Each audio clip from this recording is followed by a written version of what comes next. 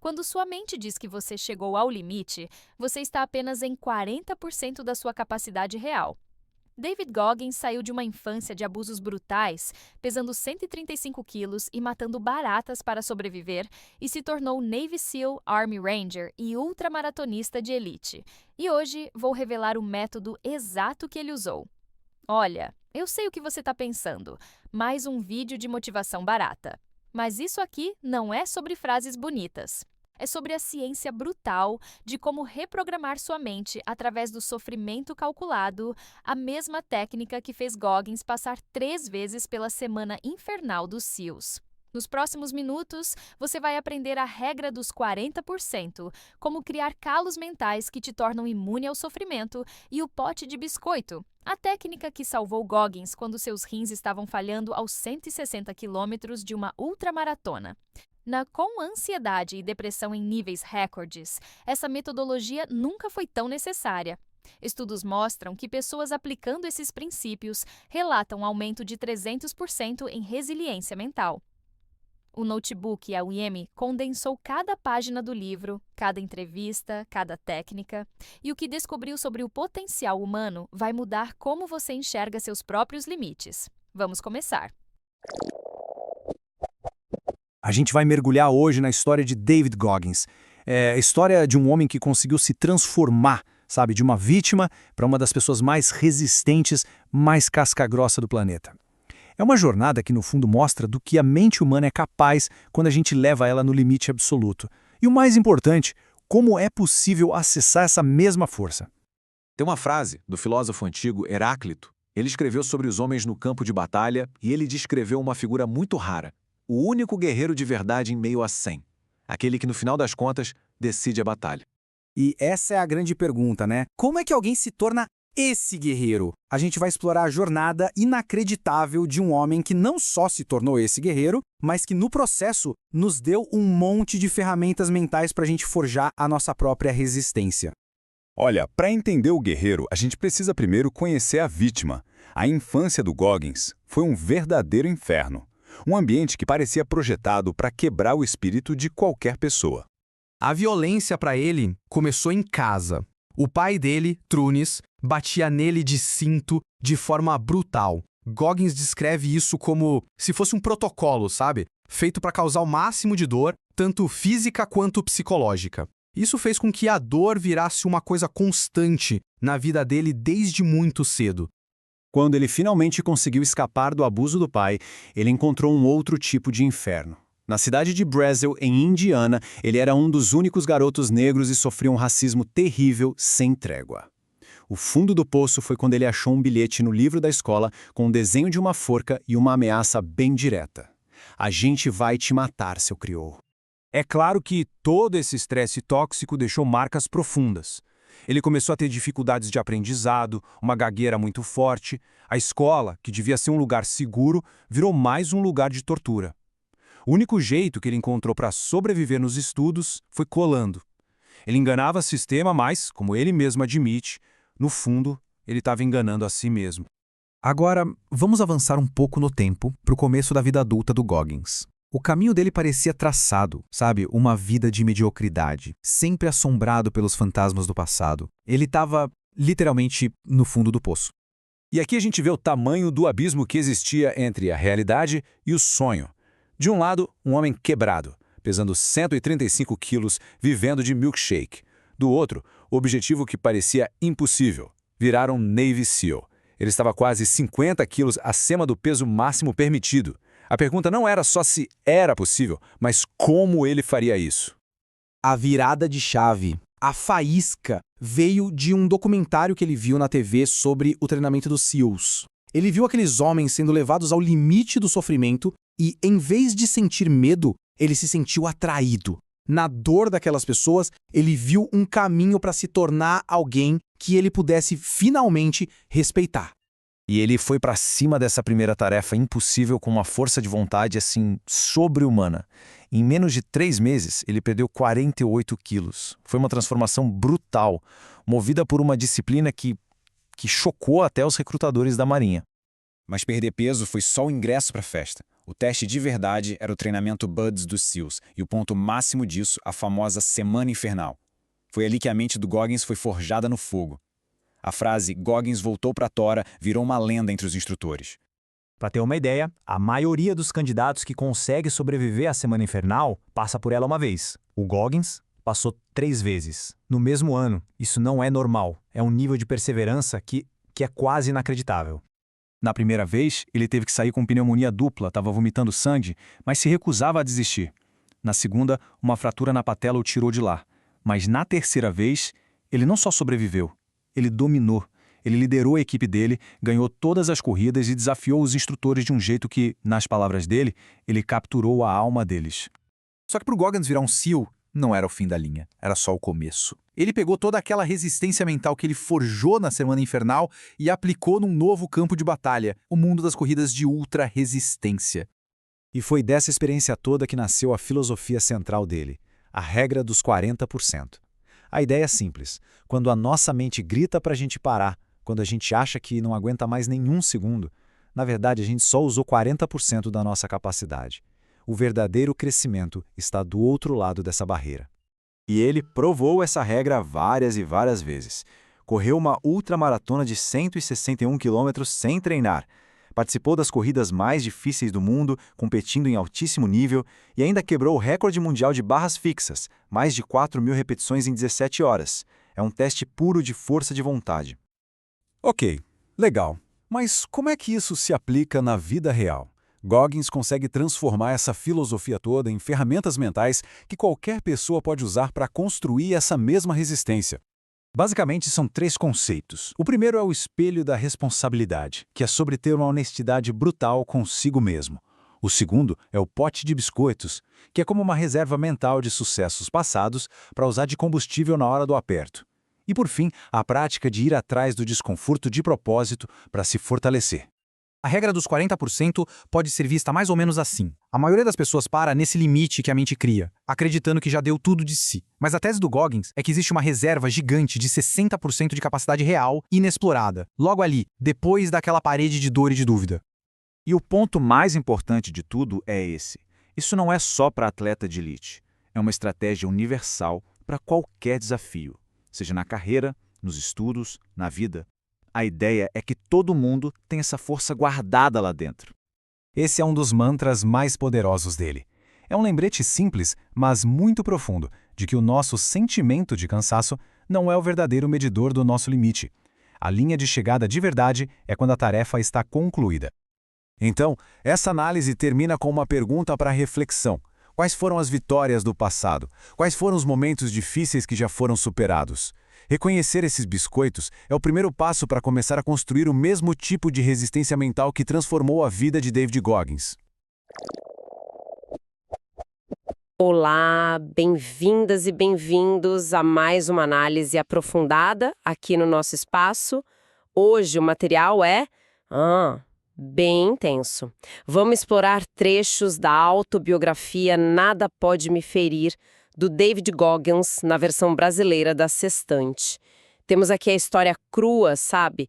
De uma vida marcada por violência, racismo, pobreza e superações físicas que, olha, beiram o inacreditável. A nossa missão aqui é tentar desvendar a mentalidade, os aprendizados por trás dessa transformação tão radical. Como alguém que viveu um verdadeiro inferno na Terra se tornou um ícone de resiliência. Exatamente. É uma leitura, assim, desafiadora, sem dúvida nenhuma, mas muito rica em insights sobre disciplina, sobre fortaleza mental e, sobre essa capacidade surpreendente que o ser humano tem de expandir limites, né? Vamos investigar como Goggins conseguiu transformar traumas profundos em força motriz. É uma trajetória que desafia a lógica, né? Pensa bem. Um garoto sofrendo abusos terríveis do pai, com dificuldades severas de aprendizado, alvo de racismo explícito, chegou a pesar 135 quilos trabalhando como dedetizador. Pois é. E que virou Navy SEAL, ultramaratonista, recordista.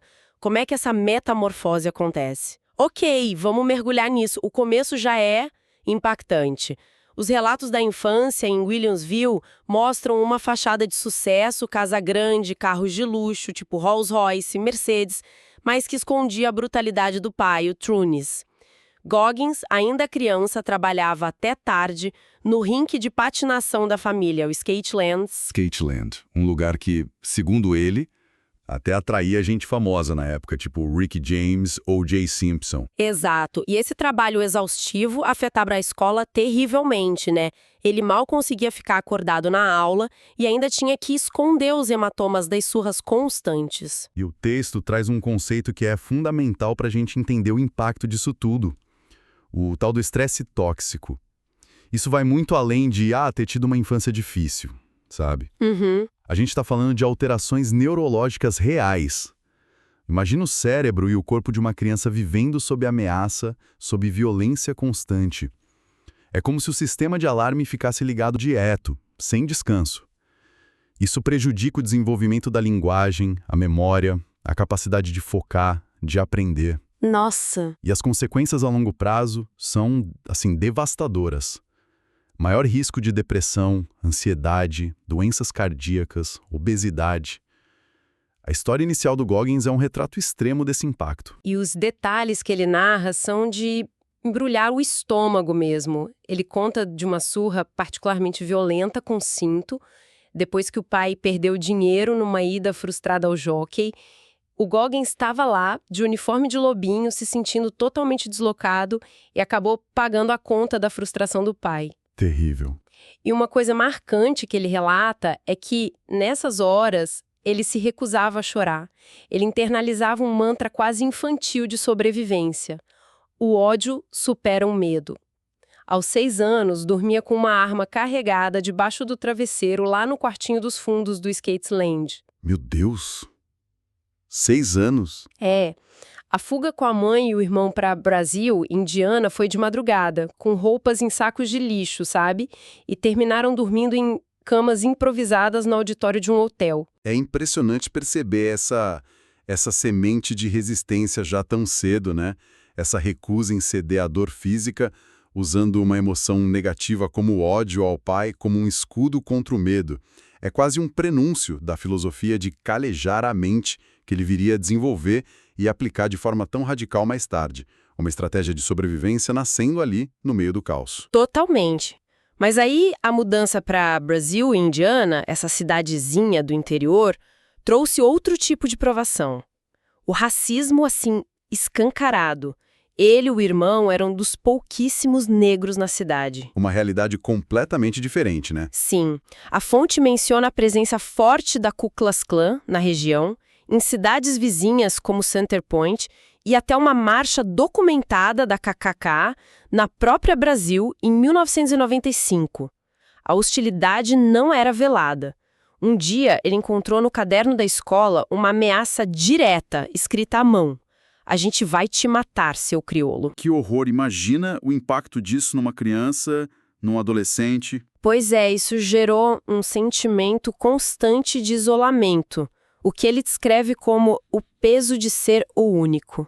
E inicialmente a reação dele foi de desafio externo, né? Penteados chamativos, uma postura mais de confronto. Era uma forma de reagir àquela agressividade toda. Mas o ponto de virada crucial, como ele mesmo descreve, foi uma mudança de perspectiva interna. Ah, sim. Ele começou a entender que o racismo não era sobre uma falha nele, mas sim um problema, uma insegurança daqueles que o praticavam.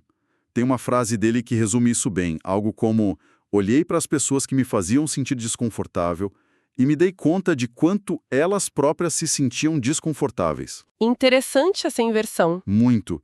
Essa reinterpretação foi essencial. Permitiu que ele canalizasse a dor e a raiva não para a autodestruição, mas como combustível para os próprios objetivos dele. Sim, uma virada de chave mental brutal, mas necessária para ele seguir adiante. E enquanto tudo isso acontecia, as dificuldades escolares persistiam, né? Muito ligadas ao trauma, ao estresse todo. Com certeza. Teve um contraste interessante que ele conta entre duas professoras. A irmã Catherine, numa escola católica onde ele refez o 2º ano, foi dura, exigente, mas ela acreditou nele, sabe? O desafiou a superar as dificuldades de leitura e ajudou a nivelar. Uhum. Isso faz diferença. Muita. Já a senhora D, no 3º ano, na escola pública, parecia não ter paciência, queria logo encaminhar ele para uma classe especial. Essa ameaça foi tão traumatizante que desencadeou uma gagueira nele.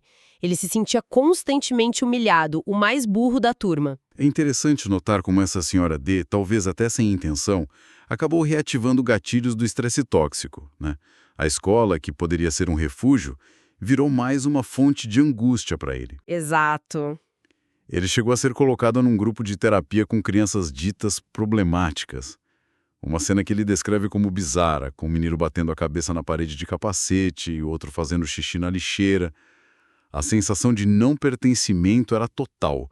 Não tem como isso aqui ser o meu lugar, ele pensou.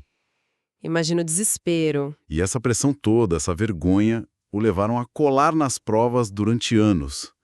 É uma confissão dolorosa no livro, ele reconhecendo que enganava principalmente a si mesmo. E o basta para essa situação escolar veio com um momento de confronto muito forte, que ele eternizou como o espelho da responsa. Já no penúltimo ano do ensino médio, ele recebeu uma carta da escola. Risco sério de reprovação por faltas e notas baixas. O futuro parecia nulo. Sim. Naquela noite, ele se encarou no espelho do banheiro e teve uma conversa brutalmente honesta consigo mesmo, sem filtro, sem desculpas. Ele se xinga, lista os próprios fracassos, a falta de rumo e decide ali que precisava mudar radicalmente, agora. E esse espelho da responsa se torna, então, a primeira grande ferramenta mental que ele meio que sistematiza, né? É mais do que um simples desabafo, é um método de autoavaliação radicalmente honesta. A essência é: pare de culpar os outros ou as circunstâncias e assuma 100% de responsabilidade pela sua situação e por onde você quer chegar. Encare a dura verdade. É pesado, mas... É libertador em certo sentido. Para o Goggins, isso foi o gatilho. Raspar a cabeça, mudar as roupas, a postura, parar de colar imediatamente e começar a estudar de verdade, de madrugada antes da escola. Ele passou a usar post-its no espelho com metas diárias, que só eram retiradas quando cumpridas. É a autoimposição de disciplina no nível máximo. E essa disciplina autoimposta explodiu na transformação física dele, né? O livro descreve uma cena quase cinematográfica, Goggins com 135 quilos, trabalhando à noite na Ecolab, uma empresa de controle de pragas, comendo rosquinhas e tomando milkshake dentro do carro de serviço. Nossa, o fundo do poço praticamente. Total. Aí ele assiste a um documentário na TV sobre o treinamento dos Navy SEALs. Naquele momento, ele decide: é isso que eu quero. Só tinha um probleminha. O peso máximo para entrar no treinamento era 86,6 quilos. Ele precisava perder quase 50 quilos em menos de 3 meses. Uma meta que soava impossível. Completamente absurda, né? E a forma como ele ataca essa meta ilustra perfeitamente outro conceito-chave dele. A tal da regra dos 40%. A ideia central é que quando a sua mente grita, chega, não aguento mais, você na verdade só usou cerca de 40% da sua capacidade física e mental real. Sério? Só 40%? É a teoria dele. Existe uma reserva muito maior que a gente só acessa quando força a ultrapassar essa barreira inicial do desconforto. E o Goggins aplicou isso na prática. Rotina espartana de treinos diários, corrida, bicicleta ergométrica por horas a fio, musculação pesada, inspirado nas cenas de treino do filme Rocky Balboa, que ele via repetidamente. Clássico. Dieta mínima, frango grelhado, fruta, muito pouco mais que isso. E a disciplina era inflexível. Se ele pulasse uma repetição sequer, ele voltava e fazia a série toda de novo, resmungando para si mesmo. Nada de atalhos para você, Goggins. Ele buscava ativamente a dor, o cansaço, para calejar a mente, para expandir esses 40%. Incrível essa mentalidade. E não foi só o corpo que precisou de transformação, né? Ele foi fazer o ASVAB, que é a sigla para aquele teste de aptidão vocacional das Forças Armadas Americanas, uma prova que avalia diversas áreas e reprovou na primeira tentativa. Ah, teve isso também? Sim, especificamente na parte de compreensão mecânica. Precisava de nota 50, tirou 44. Tinha só 5 semanas para estudar tudo de novo, enquanto mantinha aquela rotina insana de treinos e dieta e refazer a prova inteira. Era mais um obstáculo que parecia intransponível. Mas ele conseguiu. Passou no ASVAB na segunda tentativa, estudando feito um louco.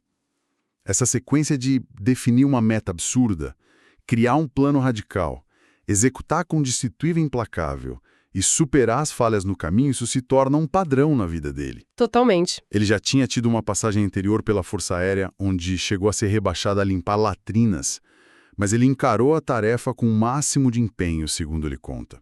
Tentou um treinamento chamado TACP, Controlador de Ataque Aerotático, e desistiu por causa de um medo antigo de água. É verdade, ele menciona isso. Mas agora, focado nos SEALs, a mentalidade era outra.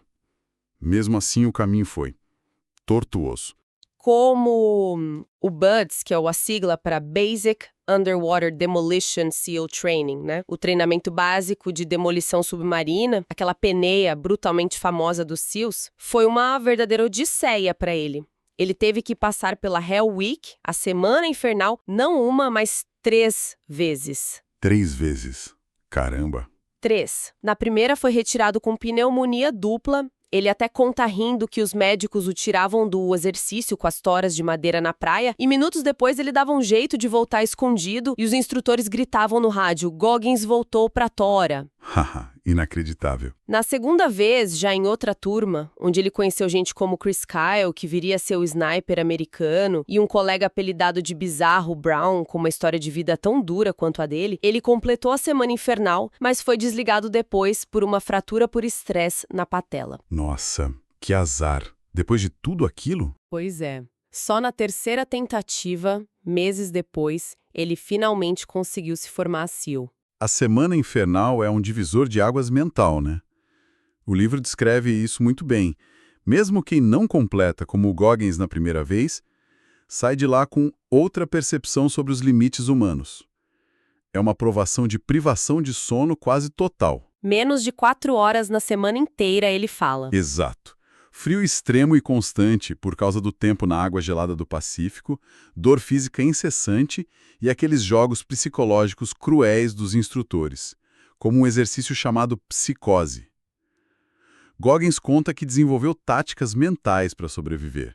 Tentar roubar a programação, ou seja, descobrir o cronograma de atividades para se preparar psicologicamente. Uma forma de controle, né? Isso. E focar em capturar a alma dos instrutores. Mostrar para eles, através do olhar, da atitude, que eles não conseguiriam quebrá-lo. Era uma guerra psicológica constante. Essa força mental, forjada a ferro e fogo no BUDS, foi essencial para o próximo capítulo da vida dele, as ultramaratonas. E a motivação inicial para correr distâncias absurdas foi profundamente pessoal e trágica, né? Sim, muito marcante. Em 2005, ocorreu a Operação Red Wings no Afeganistão. Aquela missão que deu terrivelmente errado e resultou na morte de vários SEALs, incluindo amigos próximos do Goggins, como Michael Murphy. O Marcus Luttrell foi o único sobrevivente. Uma história muito conhecida, né? Sim. E para honrar os colegas caídos e arrecadar fundos para a Special Operations Warrior Foundation, que apoia as famílias de operadores especiais mortos em combate, ele decidiu que precisava fazer algo extremo. E ele mirou logo na Badwater 135, né? Uma corrida de 217 quilômetros no Vale da Morte, um dos lugares mais quentes do planeta. Só que ele não tinha experiência nenhuma em outra maratona. Ligou para o diretor da prova, o Chris Kostman, que obviamente duvidou. Imagino. O Kostman disse algo como: olha, tem uma corrida de 24 horas em San Diego neste fim de semana, vai lá, corre 100 milhas, 160 quilômetros e depois a gente conversa. Goggins, sem ter treinado especificamente para isso, aceitou o desafio na hora. Tinha só 3 dias para se preparar. 3 dias? Isso é loucura. Total. E essa corrida, a San Diego One Day, quase acabou com ele. A descrição no livro é visceral. Por volta do quilômetro 112, o corpo entrou em colapso total. Colapso mesmo. Sim, desidratação severa, a pressão arterial despencou, ele estava urinando sangue com diarreia incontrolável, os pés cobertos de bolhas estouradas. Ele literalmente desabou numa cadeira dobrável na lateral da pista, coberto dos próprios fluidos corporais, tremendo, incapaz de sequer pensar em dar mais um passo. Parecia o fim da linha. Meu Deus. E aí? O que ele fez? É nesse momento de escuridão total que ele ativa outra ferramenta mental poderosa que se tornou a marca registrada dele, o tal do pote de biscoitos, ou cookie jar. Ah, o famoso pote de biscoitos. Explica como funciona. A técnica é, na teoria, simples, mas muito potente na prática. Quando a pessoa está no limite absoluto, física e mentalmente destruída, ela mentalmente abre um pote e começa a pegar biscoitos. Cada biscoito é uma lembrança vívida de uma grande adversidade que já foi superada no passado. Entendi. Não é pensamento positivo vazio, então. É acessar evidências concretas da própria capacidade de superação. Exatamente. Ele começou a puxar da memória. Eu passei naquele maldito teste ESVAB. Eu perdi 50 quilos em 3 meses. Eu sobrevivi a 3 semanas infernais. Eu me formei na escola de Rangers. Cada lembrança dessas era um biscoito que lhe dava uma pequena dose de força, uma fagulha de se eu fiz aquilo, eu consigo dar mais um passo aqui. É um método para encontrar combustível mental quando o tanque físico está completamente vazio. E funcionou. Ele conta que se levantou daquela cadeira e de alguma forma completou os 160 quilômetros necessários. Ele até fez 162 quilômetros só por garantia. O pote de biscoitos o qualificou para Badwater. Que história. Isso mostra o poder da mente, né? Demais! E a lista de desafios extremos só aumentou depois disso. Correu a Hurt 100 no Havaí, 100 milhas de trilhas brutais, com raízes, lama, chuva torrencial, onde ele quase desistiu várias vezes. Imagina o sofrimento. Competiu no Ultraman, um triatlo de 3 dias também no Havaí, 10 quilômetros de natação, 421 quilômetros de ciclismo, 84 quilômetros de corrida. Lá, ele quase se afogou na etapa de natação e sofreu um acidente grave de bicicleta, terminando a prova só 10 minutos atrás do vencedor. Incansável. E o interessante é que, anos depois, em 2010, ele descobriu por acaso que tinha uma condição cardíaca congênita chamada forame oval patente, o FOP. Basicamente, um pequeno buraco entre as câmaras do coração, algo de nascença. Ah, então era isso. Pois é, isso finalmente explicou muitas das dificuldades respiratórias e o cansaço extremo que ele sentia nessas provas. Faz todo sentido agora. E ele teve que operar? Sim, passou por 2 cirurgias no coração para corrigir o FOP. Depois da segunda cirurgia, a Marinha, por precaução, o proibiu de retornar a missões de combate ao salto de paraquedas. Foi um golpe duro para ele, que se identificava tanto com a vida operacional. Imagino. Ser tirado daquilo que definia ele. Mas, fiel à natureza dele, ele não parou. Tentou entrar para a Força Delta, a unidade de operações especiais mais secreta do exército americano.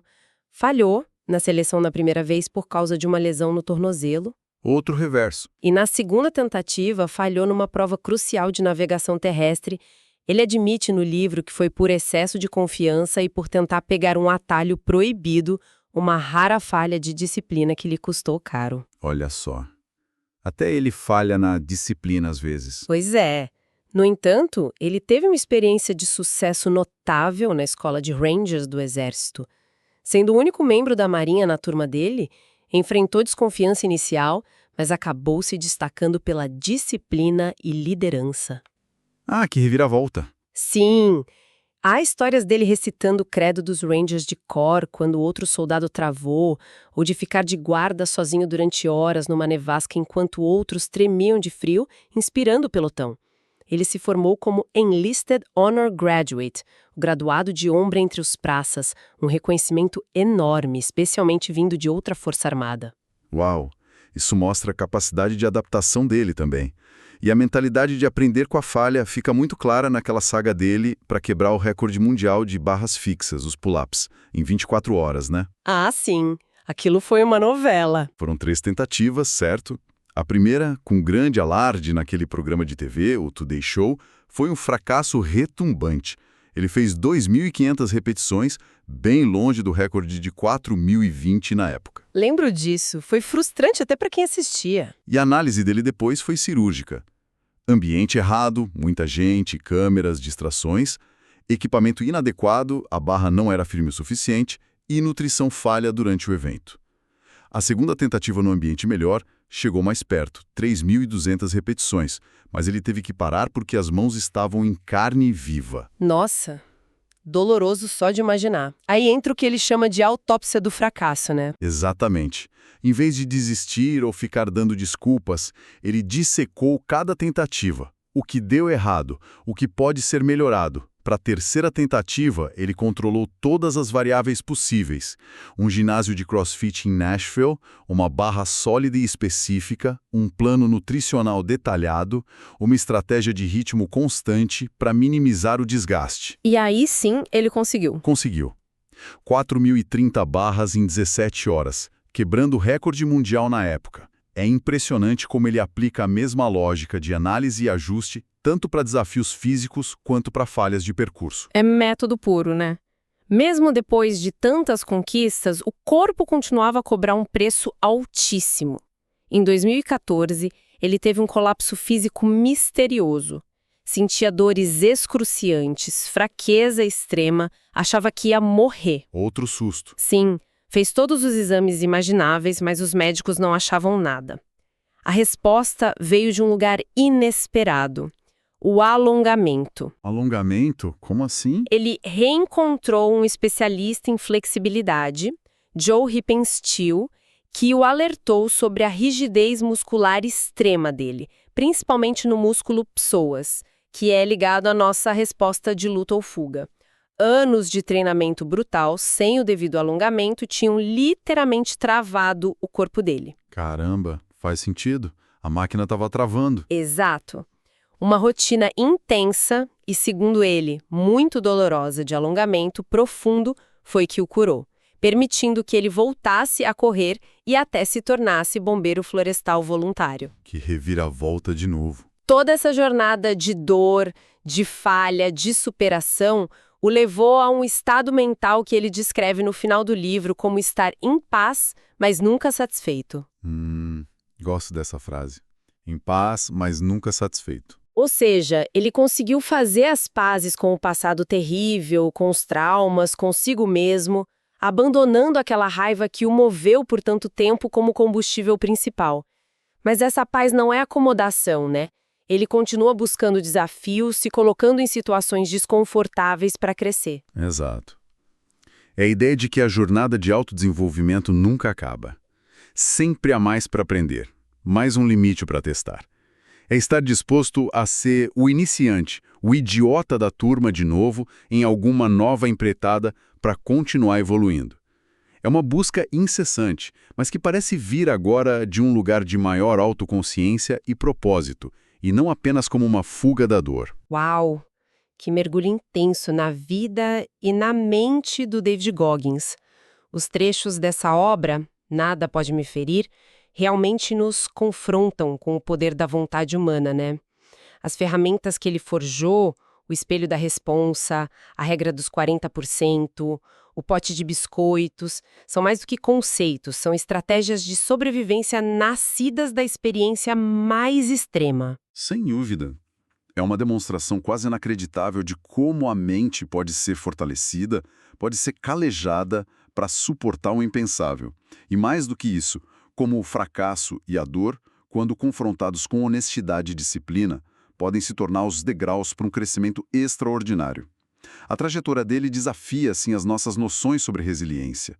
E a reflexão que fica, talvez, seja esta. A vida do Goggins é única na sua intensidade, claro. Poucas pessoas enfrentarão desafios dessa magnitude. Mas a essência da mensagem, confrontar nossos medos, nossas desculpas, nossos limites autoimpostos e buscar crescimento justamente naquilo que nos causa desconforto, isso tem uma ressonância universal. Sim, e isso toca todo mundo, de alguma forma. Até onde será que cada um de nós pode ir se desafiarmos aquela voz interna que sempre sugere o caminho mais fácil, né? E, claro, fica a pergunta sobre o equilíbrio. Qual o ponto entre buscar incessantemente o limite e preservar a própria saúde física e mental? É uma questão complexa que uma história como a do Goggins certamente nos ajuda a ponderar. Uma análise que, com certeza, deixa muito para refletir. Explorar histórias de vidas levadas a extremos, como a de David Goggins, é um lembrete poderoso do vasto e, por vezes, assustador potencial da capacidade humana de adaptação, superação e transformação.